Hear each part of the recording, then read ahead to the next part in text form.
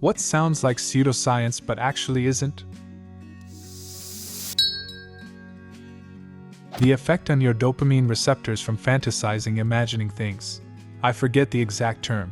As it turns out, you can achieve a pretty high dopamine response from fantasizing imagining talking about goals, which can provide your brain with enough happy chemicals to actually hinder your drive to go and achieve those things for real.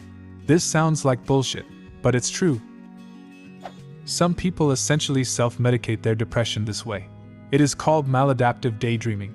You basically use daydreaming like an addict uses heroin, giving yourself a dopamine rush by fantasizing having reached goals or making yourself a hero. It can even interfere with your ability to form relationships or complete daily tasks. When an amputee is experiencing phantom limb pains, massaging their stump and then the space where the limb was actually does help reduce the pains, especially if the person is already on the maximum dosage of pain meds and can't have any more. Hearing the hands against the sheets where the limb would be tricks the brain into thinking that it's still there, so it stops the nerves from overfiring as much. The illusory truth effect. People will believe something just because it is repeated, even when they know that what's being said is not true. Used often in politics, specifically propaganda. Say it enough times, people will believe it. It's definitely one of the more concerning aspects of the rise of AI bots, in my opinion. It's going to become easier and easier for bad actors to flood the internet with something and make it look like it's coming from different places. An AI-created images or videos adds an even scarier layer to it. The brain forms subconscious associations whether we want it to or not, and there's certainly a psychological aspect to repeatedly seeing something that looks real regardless of whether you know it's fake or not. You absorb more nutrients from cooked eggs than you do from raw eggs. People don't believe it because cooking eggs actually does reduce the amount of nutrients. But cooking them changes the protein structures and makes it easier for your body to actually absorb them. It's called protein denaturation and it increases the bioavailability of the proteins. Bioavailability describes what is actually available for your body to digest and absorb. More nutrients doesn't necessarily mean more bioavailability, and less nutrients doesn't necessarily mean less bioavailability. Isn't this one of the theories behind why we were able to evolve to have large, complex brains?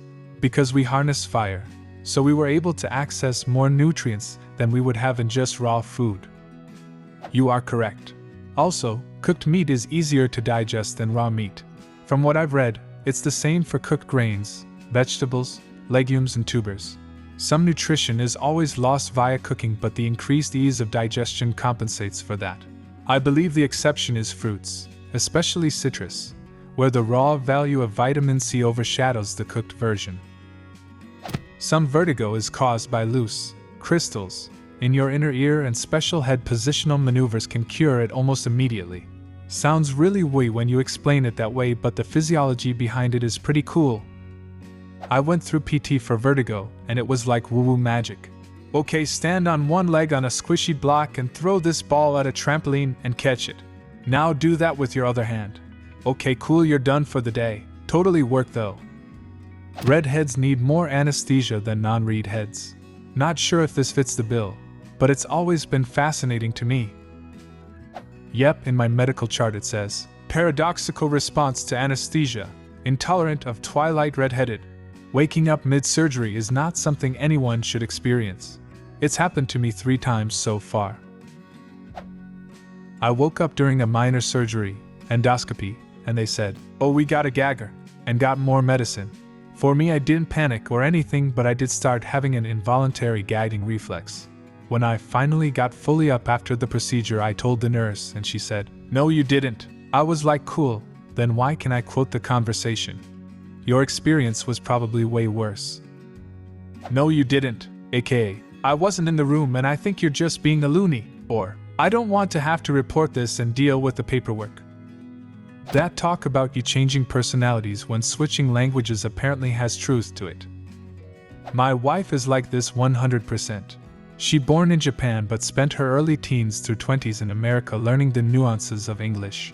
We live in Japan again now, and seeing her drop her directness and matter-of-fact Americanisms when switching to a Japanese interaction had me absolutely flabbergasted for the first few months. Still cracks me up when she hangs up so politely in Japanese and immediately goes, Oh my god, that was so fucking annoying, lol. When I was living in Japan and friends' relatives would come visit me, they said I had two personalities depending on which language I was speaking, to the point that started calling me Japan Chris whenever I'd be using Japanese around them. They even said I would laugh differently when speaking Japanese compared to English.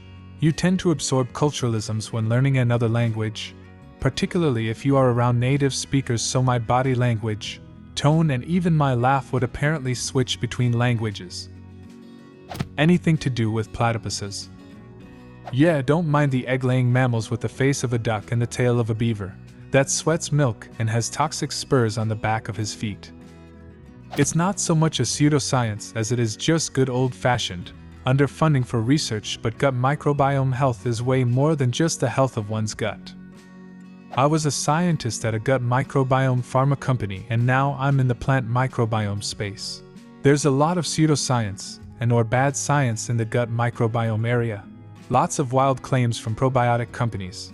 We tested a bunch of probiotic products to try and get ideas for formulating live microbe drugs, and we found that many products didn't contain live active microbes, or orders of magnitude less live microbe than their minimum claim. We also found that the capsules didn't protect live microbes from stomach acid in simulated dissolution assays, and some just have wild claims without peer review for the health benefits. In pharma, gut microbiome drugs haven't been as successful as was hoped. There are some on the market now, but they aren't miracles drugs. I definitely don't think it's all pseudoscience, but I think a lot of it is poorly understood and over-embellished. This is interesting when you look at people who have gone through fecal transplant. Gut bacteria might not only control health, but your personality as well. In some studies, some patients who received fecal transplant from donors who liked certain types of exercise started to do those same exercises. People who didn't like hiking started hiking, or swimming, etc. BRB gotta go harvest a gym, bro. Having blue eyes can make you prone to sneezing when exposed to bright light. Blue eyes also take in more light, so the world is legit brighter for blue-eyed folks. I have really pale blue eyes, almost silver, and my husband has brown, and he's always amused at how goddamn blind I am when I'm outside with him, and he can see fine. He's actually had to help me navigate to our car because I literally can't see. I have the opposite of this, where my light blue-eyed husband laughs at me, brown eyes, for needing to use the torch on my phone at night. B.F. Skinner's air crib. In psychology, B.F. Skinner is considered the father of behaviorism, and he wrote a sci-fi book called Walden 2 which featured some of this. What he's less known for today, but was well known for back in his day, was his air crib for babies. It was basically a ventilated and climate-controlled box enclosed by plexiglass.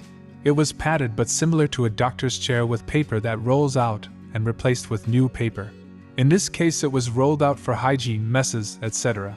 And parents who bought and used one for their kids loved it because their kids were content and comfortable. But the masses and media thought it was crazy. They claimed Skinner was nuts and the air crib was basically a terrarium for children. Skinner invented it because his research determined that the main reason babies become upset and cry, besides being hungry, is that they are uncomfortably too warm or too cold. His research showed that if a baby has a perfectly controlled environment and is comfortable, it won't keep waking up at night crying, and parents will get more sleep. Plus, since you didn't need blankets and sheets, nor did the baby need all sorts of clothing to wear, parents didn't have to constantly do laundry. Again, critics ridiculed the air crib, claiming that it was a horrible Skinner box, which was a totally different thing he used for experiments. They even invented stories about babies dying or growing up crazy, and that Skinner's own daughter ended up committing suicide as a result of her being raised in an air crib. Which is funny because Skinner's daughter would later claim that she was very healthy and alive and had no horrible memories of the air crib. Ultimately, the thing that's interesting about the air crib is that it's really just a technological upgrade from the very thing most Finns put their babies in. When a woman in Finland gives birth, they are literally handed a folded-up cardboard box, and when they get home they unfold it, put a little padding at the bottom, and that's it. No fancy elaborate crib. A cardboard box. The Finns have one of the lowest infant mortality rates on the planet, 2.1 per 1,000 born. By comparison, the United States, Slovakia, United Arab Emirates and Bosnia have nearly the exact same rate, around 5 to 5.1. You can't really buy an air crib anymore because no company is willing to associate itself with the constant criticism of the device, regardless of how successful it was to numerous couples in the 1940s and 50s. But you can build one yourself. That is fascinating. I mean, it seems to make sense. Baby practically was in a terrarium inside the mother. Why shouldn't it enjoy cozy conditions with perfect temps? The finished thing, though, feels very, if it fits I sits, of us humans. Damn shame that people are so typically more concerned with appearances and vibes than efficacy.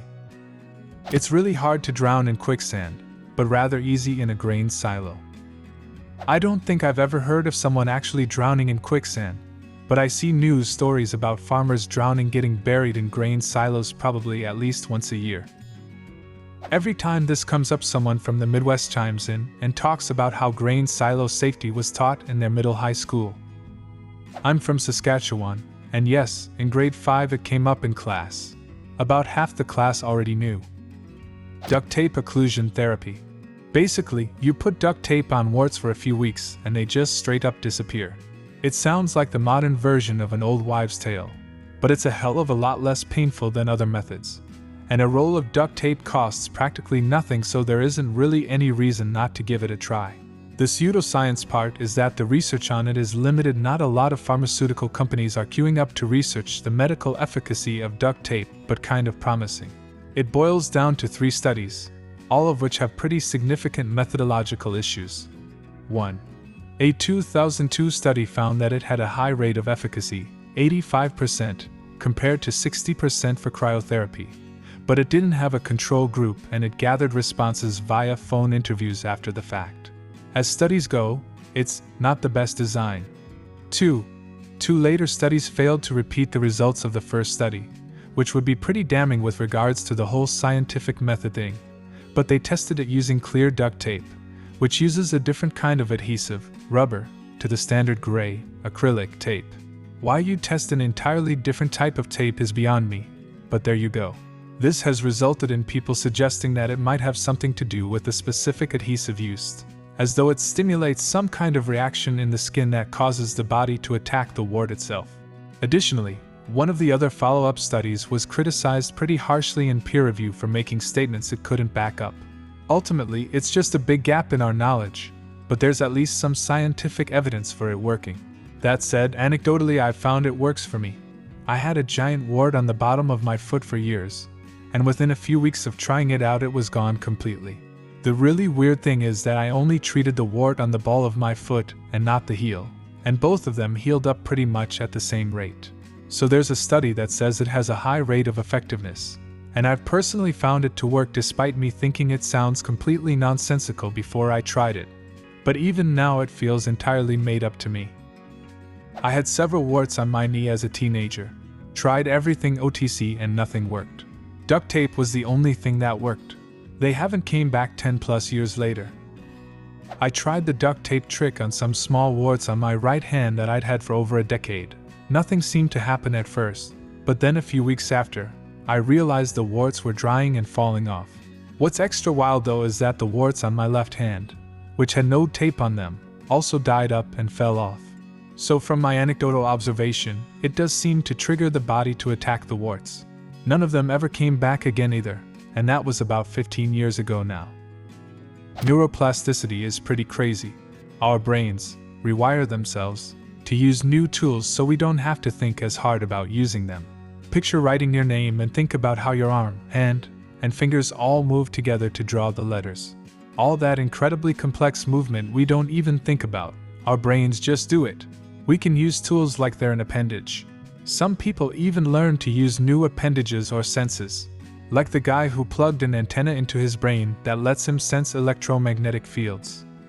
Neil Harbisson is a Catalan-raised, British-born cyborg artist and activist best known for having an antenna implanted in his skull that allows him to perceive colors as sound frequencies. He was born with achromatopsia, a rare condition that causes complete color blindness, but his cybernetic implant has enabled him to hear colors beyond the normal human visual spectrum, including ultraviolet and infrared. Harbisson co-founded the Cyborg Foundation in 2010, an organization that promotes the use of cybernetics as a body part to extend human senses and perception. He is widely recognized as the world's first officially recognized cyborg, having successfully argued for his passport photo to include his antenna in 2004. The antenna brain guy sent me down a serious rabbit hole. Wow. There's another similar story I read about an electrical engineer who had magnets implanted on the sides of his pointer finger and thumb so he could feel magnetic fields. He said at first it was just a weird sensation in his fingers, but eventually he learned to interpret this signal well enough to find live wires, tell the difference between a DC and AC current, and even make a decent guess at the amperage. Then there was the experiment where people wore a belt that always vibrated at the section that pointed north. They adapted to it as a new sense, it heightened their spatial awareness, and they felt real loss when the experiment was ended. Mycelium. You're telling me the roots of mushrooms act as a big message delivery system that not only allows information to be sent large distances across a single specimen, but can also be used by connected trees to communicate with each other and swap nutrients. This is an oversimplification, and mycelium absolutely does not think, isn't sentient, like humans do. However, I am not exaggerating just how implausible it all sounds. There are some amazing mushroom documentaries out there, and it still baffles me. Wrong word. You're looking for mycorrhizae. The really crazy part is almost nobody knew about it a few years ago, yet it's been estimated to be symbiotic with 80% of all plants. The things they don't teach us in schools. I just learned recently that certain plants actually parasitize the mycorrhizae, such as Monotropa uniflora, aka ghost pipes, and because they steal their nutrients from the mycorrhizae, they don't need chlorophyll, and thus aren't green.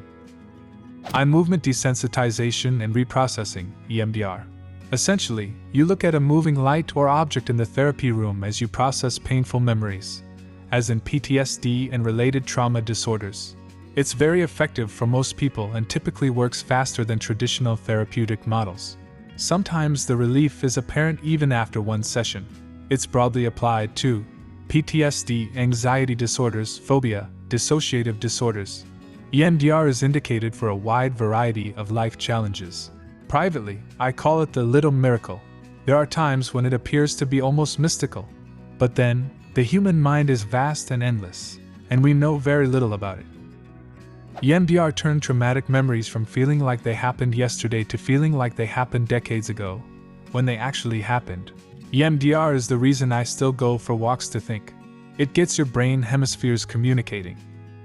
EMDR helped me go from over a year of waking up sobbing multiple times a week because I dreamed my baby was dying, it was a horrible traumatic birth where he almost did, to being able to return to the same hospital to give birth to my second child without being triggered. A year of regular CBT didn't do it. I was astonished by how quickly EMDR worked, although I will say my positive results have become less effective over the years. Visualizing and mirror neurons. Research has showed that visualizing is actually incredibly powerful. It activates both motor neurons and mirror neurons. Watching someone do a squat with good form and visualizing yourself executing that same motion with good form are almost the same to your brain as physically doing it. So if you're working out, learning a dance, etc., watch videos of other people doing it. Close your eyes and visualize yourself doing it, moving through the motion, and then when you go to do it, it will be easier. Transcranial magnetic stimulation for depression. I told my doctor it sounded like pseudoscience once a long time ago, but I later found out that it really is a legit thing. I haven't actually done it myself though, and I've heard personal reviews on both ends of the spectrum. My sister had it. The goal was to reduce her depression and anxiety to help reduce the symptoms of schizophrenia. It worked. It's not a cure, but her auditory and visual hallucinations dropped and were easier for her to manage. I've done it. Super legit, and it genuinely changed my life. I'm still on meds, but I'm slowly weaning off them and my outlook is so much better. Placebo effect. Your mind can genuinely heal your body just by believing it works. Even when you know it's a placebo. That part blew my mind. And for medications to be approved, they just have to be better than placebo, in addition to being safe, of course. There is also the nocebo effect. It's the opposite of placebo in that it applies to bad things happening. A doctor told some guy he had cancer and 9 months to live. He died 9 months later. Autopsy revealed the tumor had shrunk in that time and did not kill him. Time moves slower closer to center of masses. So if you were to fly around the world, you're time traveling. It's why GPS satellites have to constantly adjust their internal clocks to account for the differences in time as opposed to the time on Earth. The lead crime hypothesis. There was a massive increase in violent crime in a lot of countries between the 60s and the 90s that then disappeared, correlating with the addition and removal of leaded gasoline. You can Google some studies that show a range of results. This and a linked correlation that Roe v. Wade also decreased crime are basically what made the Freakonomics guys famous.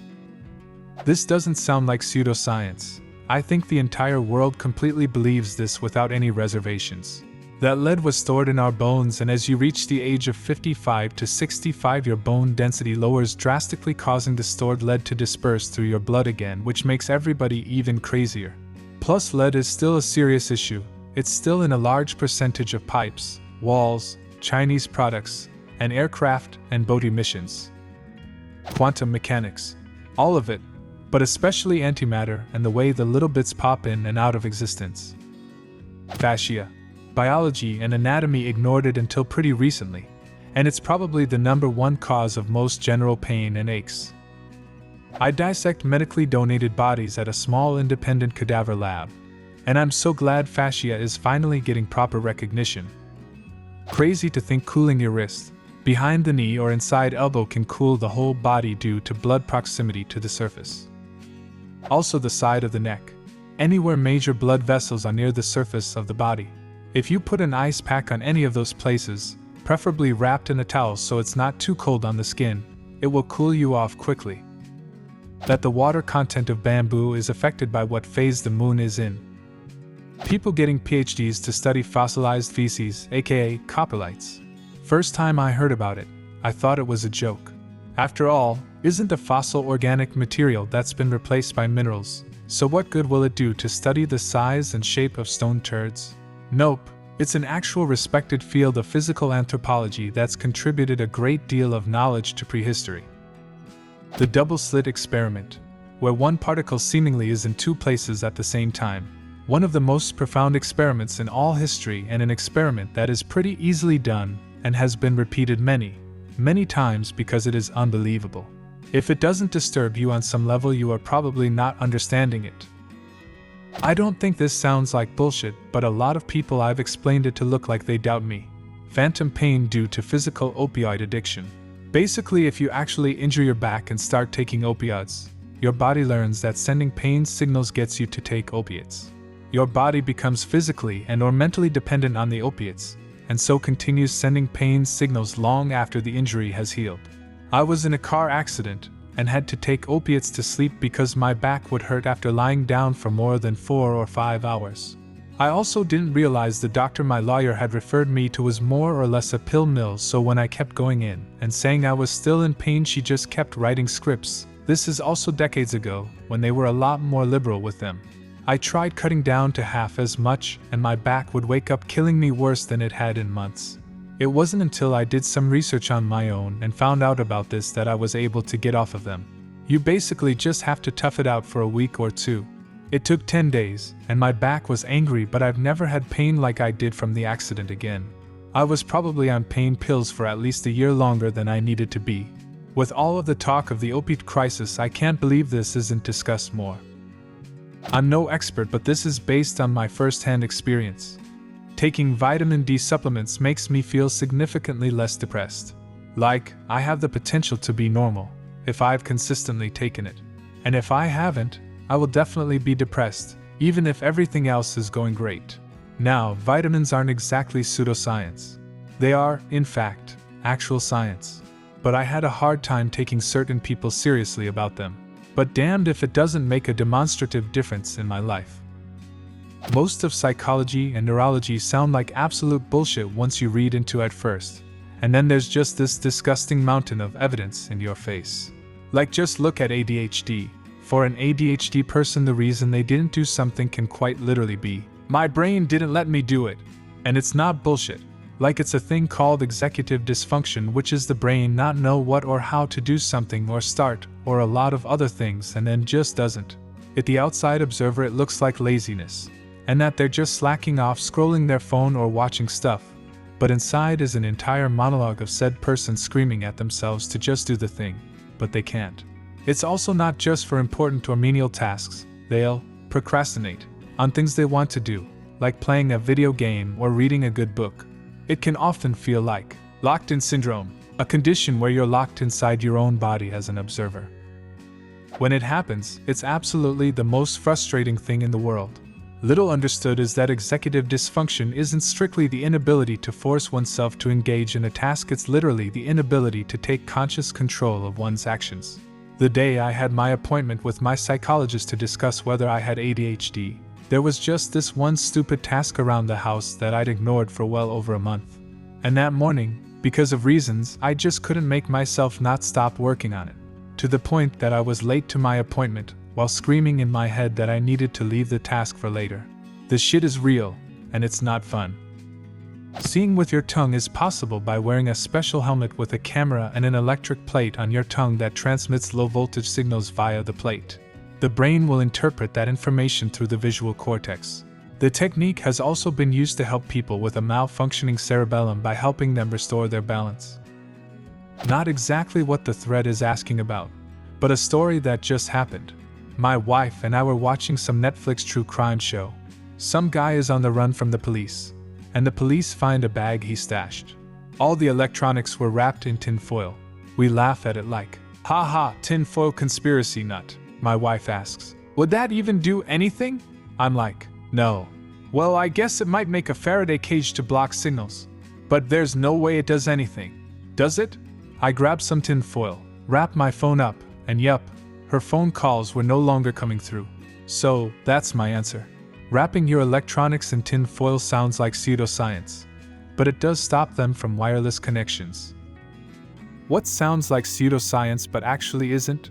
Leave a comment and subscribe to the channel if you want to see more videos like this one.